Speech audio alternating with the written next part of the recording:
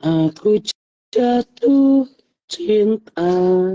Bisa aja empat biji gue pelihara dengan baik, Mas. Ya kan, gue modalin, rusak gue benerin, ya kan. Segitu perhatiannya gue habis 4. Masa ya bini 4 gak bisa? Kan mahalan bis perawatannya daripada istri. Itu analoginya begitu. Kalau Mas Rian mau nggak? Nggak. Gue cukup Alina Tristiani aja. Udah cukup, dunia gue ada dia. Cukup satu, Mas. Satu di Kudus, satu. Nggak usah ngajarin lu. Udah jangan ngomongin gitu. Jaga perasaan bini gue. Komandan, ilmu modal jenengan tak akoni jos tak terdeteksi, tapi kok ada. Itulah Mas yang saya bilang, diam itu emas, Mas. Diam itu emas itu bukan kita diam, tapi pergerakan kita yang sunyi senyap. Nggak perlu keluar-keluar kemana-mana, tahu-tahu jadi. Makanya diam itu emas, diam tapi bergerak.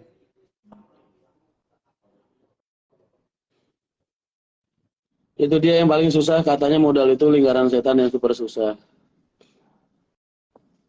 Saya udah pernah jelasin, modal untuk mendirikan sebuah perusahaan itu yang diperlukan aset dan juga intangible aset.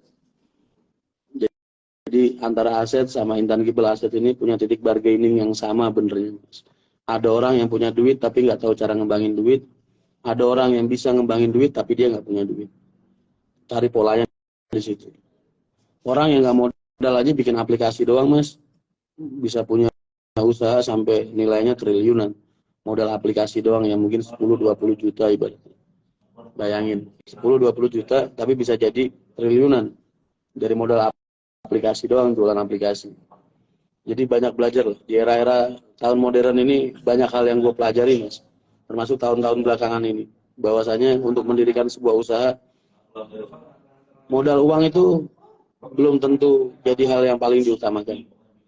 Karena bakal banyak banget modal-modal kayak crowdfunding dan lain-lain, termasuk leasing mungkin perbankan atau apapun ya, untuk menutupi modal aset, Mas.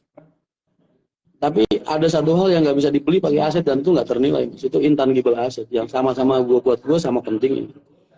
Jadi tergantung lu punya nggak intangible asetnya, terus lu punya peluangnya nggak. Soalnya kalau cuma ngandelin aset, lu nggak butuh peluang, Mas. Lu bisa langsung eksekusi, tapi belum tentu usaha lu berkembang. Sedangkan kalau intangible aset, insya Allah usaha lu pasti berkembang. Tapi caranya ya gitu, nyari peluangnya susah. Makanya gue bilang gue hampir 1 tahun, Mas, nyari peluang ini. Usaha gue buat ngedirin MTI kan setahun, Mas, kurang lebih. Sampai akhirnya gue bener-bener nemuin peluang yang A1 lah. Ntar kalau udah ketemu jalan awalnya, gerbangnya, gerbang pembukanya, itu lu ketika lu masuk ke dalam gerbang, bakal banyak banget yang bisa lu lakuin. Dan bakal banyak banget yang bisa lu dapetin. Yang susah itu nyari peluang awalnya, Mas, MTI masuk rebus. Nanti lah, Mas, gue masih belum mikir online-nya dulu. Masih pengen anak-anak itu agen-agen sama PIC gue sampai bener-bener sehati banget. Kompak banget, solid banget. Habis itu baru gue masukin online. Kalau belum, enggak. Jadi jangan dikira mudah, Mas, gue ngadirin MTI ini. Makanya kalian itu, Mas, jangan pernah lelah untuk menjadi orang baik. Mas. Jangan pernah lelah untuk menjadi orang baik.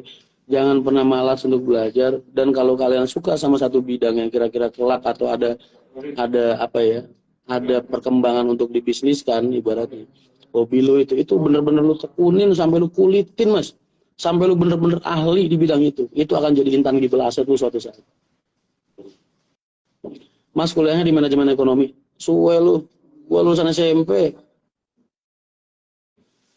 Lu kalau ada bidang, misalnya lu suka montir, lu suka mekanik jadi mekanik, lu suka apa, itu lu bener-bener kulitin, lu bener-bener hatamin, lu bener-bener tekunin sampai bener-bener lu mampu, ahli, mahir, itu akan jadi intangible aset lu suatu saat. Apapun itu.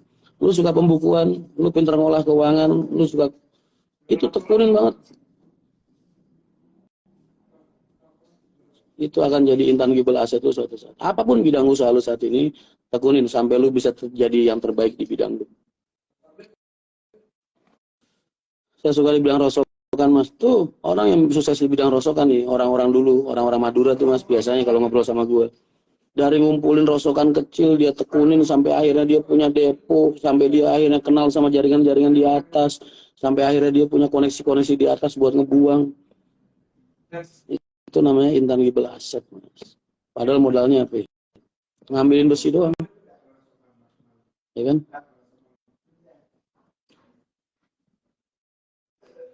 Saya suka bidang garangan gimana mas? Ya udah lu tekunin aja, jual-jualin aja.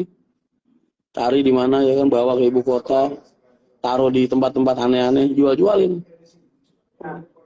Kaya lu, mati aja ntar lu pas mati ya, malaikat seneng banget itu mukulin pala lu.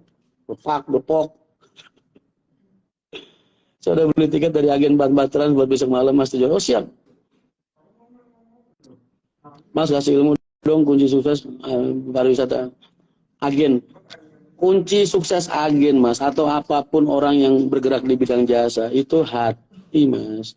Semakin lu baik sama lingkungan sosial lu, temen lu semakin banyak, semakin ramah sama agen lu, semakin mengerti dan memanusiakan orang-orang yang menggunakan jasa lu, ibarat lu akan semakin dikenal dan dihargai.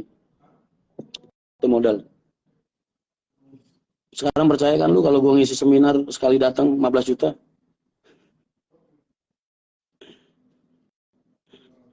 Kalau juta potong pajak.